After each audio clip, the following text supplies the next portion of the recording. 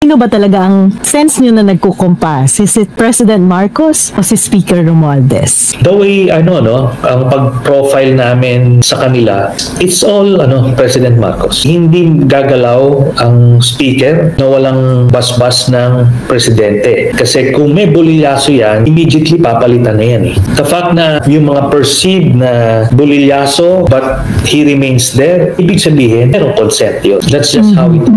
Did you have a hand in this impeachment? No, the executive cannot have a hand in the impeachment. Walang role ng executive sa impeachment. But the conventional thinking, Mr. President, is that nothing comes to pass in the House without the President or without Malacanang's blessing. Well, you give me too much credit. But again, what the House has done is clearly the mandate that they have been, the constitutional mandate that they have to proceed with the impeachment complaint.